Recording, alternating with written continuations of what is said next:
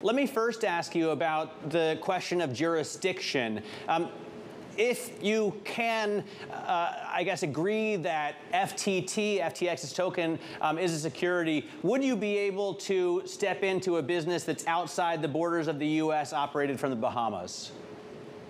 I'm not going to speculate about whether or not we have jurisdiction over any of the events going on at the moment.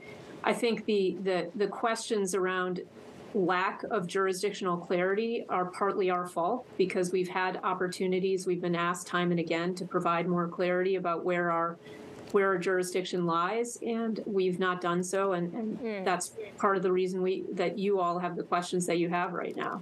Well, we just heard from Republican Senator Pat Toomey, who put out in a tweet that the crypto sector has been operating with far too much ambiguity because A, regulators refuse to give well-meaning actors clear guidance, and B, lawmakers refuse to act. So obviously you would fall into the A part of that basket, Commissioner. Why has this happened so slowly? Why can't you regulate this industry more quickly? We've been unwilling to work with people in the industry and people who are interested in participating in the industry to develop guidelines that make sense for the industry. We've instead preferred to take an approach that's rooted in enforcement, and often the enforcement actions come very late and they come after relatively small actors in the market, and it's just not a good way to do the hard work of thinking about what a framework would actually look like. Do you need Congress at some level to tell you which parts of this industry you ultimately should be responsible for? I mean, is it up to you entirely, or do you need some assistance from others in Washington, D.C.? That's a great point, and it would certainly be helpful to get Congress's decisions around who they think should be regulating in this area. If they think the SEC should be regulating these crypto trading platforms, for example, to get that directive from Congress would be quite helpful. You know, I'm curious here as well, because in a tweet that was a bit earlier by Elizabeth Warren, there was a mention of enforcement and a lot of reaction from the industry, frustration. Brian Armstrong, Brad Garlinghouse, really kind of saying that there is no regulatory clarity, as you were kind of hinting at before. Do you think that the next couple of years will be a lot more of the same, enforcement, enforcement, and enforcement, or will there be real rules of the road after what we saw with FTX? I've been very disappointed with the way that U.S. regulators, and particularly the SEC, has approached this. It has been using enforcement, and in some ways it's because it changes the dynamic of the conversation if you're having it in an enforcement action versus having an open public discussion about what the right regulatory framework for this new and emerging industry is.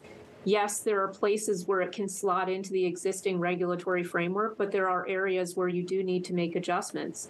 And so that has been a problematic approach. I'm really curious about what you think of a comment made earlier this week by Coinbase's CEO, Brian Armstrong, to us at Bloomberg Television. He said that he thinks that there are a lot of people in D.C. who probably feel duped or deceived by Sam Bankman-Fried. Remember, in addition to lobbying for the industry, he had also been a huge political donor. How do you think that lawmakers feel, not just about Sam Bankman-Fried, but about the industry, given the trust that might have been breached in a situation like this?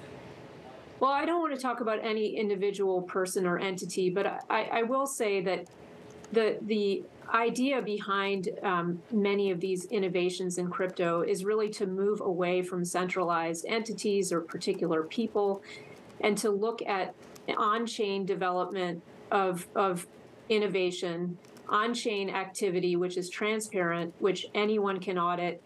You have to have the technical expertise to do it, but it's out there for everyone to see, can be audited, and everyone interacts with it on the same terms. That transparency and that decentralized nature is what a lot of people in the industry are striving for. And so what happens at particular centralized entities is obviously it's relevant right now, and there are potentially a lot of people who are suffering consequences of the same kinds of problems that we see in the traditional financial industry.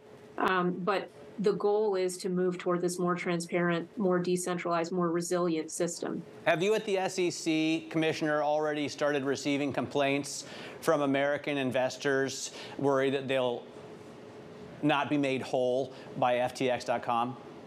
Well, I think we've been seeing a lot of concerns, the same concerns that others are seeing. And I mean, again, this is another area where the lack of regulatory clarity is really problematic because, if we're not going to have regulatory authority, we need to tell people you have to be particularly aware that if there's a problem, you can't come to the SEC for relief.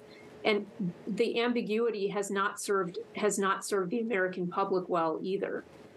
What do you think more broadly about charges Jamie Dimon, for example, has made, and others, about Bitcoin being a giant Ponzi scheme? If that were the case, it seems like something that the SEC would be concerned about.